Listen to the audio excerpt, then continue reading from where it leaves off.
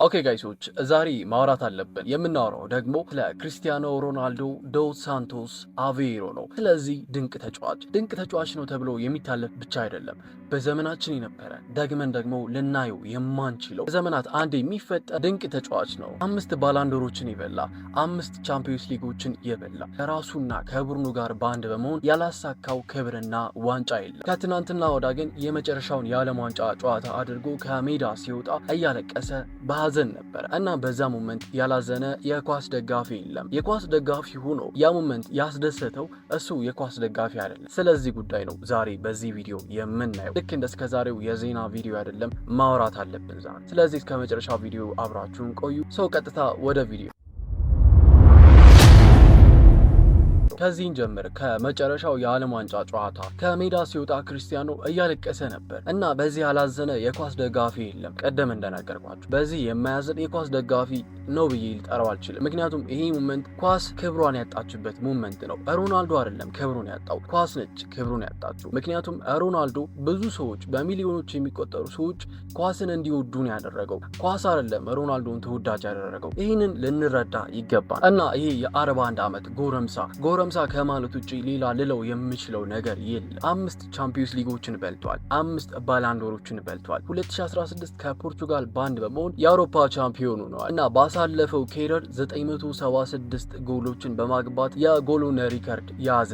ይሄ የ41 ዓመት ጎረምሳ ነው። ይሄ የዓለም ዋንጫ ግን በሚያስጠላ መልኩ ተጠናቋል። ለመጨረሻ ጊዜ ይህን የዓለም ዋንጫ ለመብላት በጣም ተቃርቦ የነበረበት ጊዜ የመጀመሪያው የዓለም ዋንጫ 2006 ዓመተ ምህረት ሩብ ፍጻሜ ፖርቹጋል የገባችበት ጊዜ ነበረ። ለዋንጫውን ለመብላት በጣም ተቃርቦ የነበረበት ጊዜ በስቲል ግን አሁንም በ6 የዓለም ዋንጫዎች በመሳተፍና በነዛ ላይ ጎል በማግባት የመጀመሪያው ሰው ሆኗል እና በሚያሳዝን መልኩ ይሄኛው የዓለም ዋንጫ የክርስቲያኖ የመጨረሻው የዓለም ዋንጫ ነው። ይህንንም እሱ አረጋግጦታል። ግን ፖርቹጋል በቀጣይ በሚኖራት ሌላ ቶርናመንት ላይ ይሳተፋል አይሳተፍም የሚለው ነገር እሱም አልወሰንም። ከቤተሰቤ ጋር ገና ተነጋግሬ የሚወሰን ነገር ነው ያለው። ሌላኛው ከዚህ ዓለም ዋንጫ ፖርቹጋል ከመውጣቷ ጋር በተያዘ እየተወራ ያለው ነገር የሮበርቶ ማርቲኔዝ ከፖርቹጋል አሰልጣኝነት መልቀቃቸው ነበረ እና ብዙ ሰዎች ሮበርቶ ማርቲኔዝን በጣም እየወቀሱት ይገኛሉ። እዚህ ጋር የእናንተን ሀሳብ ኮሜንት ላይ እንድትነግሩኝ እፈልጋለሁ። ሮበርቶ ማርቲኔዝ እና ፖርቹጋል ምን አይነት ሁኔታ ነበረ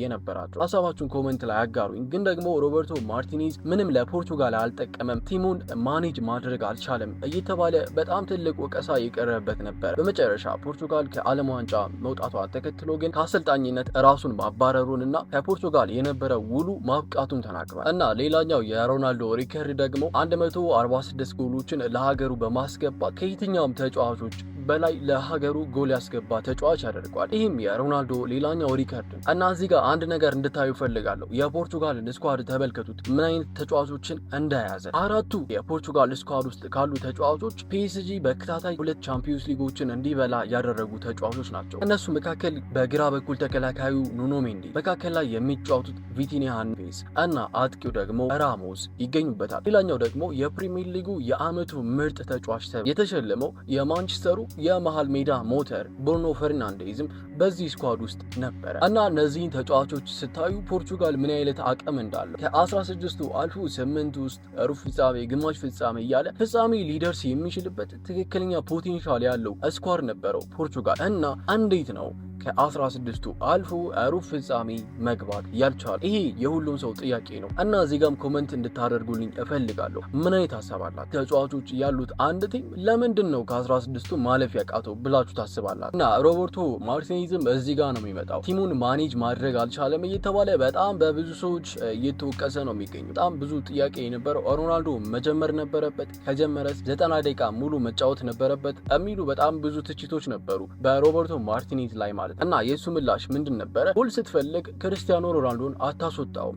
50ኛ ደቂቃ ይሁን 60ኛ ደቂቃ ይሁን 90 ደቂቃ ላይ ይሁን የእሱ እዛ ሜዳ ላይ መገኘት ብቻ የሚፈጥረው ነገር የሚፈጥራቸው ስፔሱ እና ክርስቲያኖን ጎል ሲያስፈልግህ የምታስወጣው ተጫዋች አይደለም በማለት ነው የተናገረ። ማንቸስተር ዩናይትድ ሌጀንድ ዌይን ሮኒ የተናገረውን ነገር ልንገራችሁና ልጨርስ። ስለ ሮናልዶ ሲናገር ሂ ኢዝ ጂኒየስ ነው ያለው። ጂኒየስ ነው እሱ፣ ሱፐርስታር ነው። ክርስቲያኖ ሮናልዶ ለኳስ የሰጣት ስጦታ ሚሊዮኖች የሚቆጠሩ ሰዎች ደጋፊዎችን ለኳስ የሰጣት ስጦታ ይህ ያልተለመደና ደግመን የማናየው ነገር ነው ሲል ተናግሯል። እና ይህ በጣም ደስ የሚል ነገር ነው። ግን ክርስቲያኖ ዓለም ዋንጫ እየወጣበት ወይ በጣም የሚያሳዝን ቢሆንም ግን ደግሞ ክብሩን ያጣችው እግር ኳስ ነች እንጂ ክርስቲያኖ አይደለም።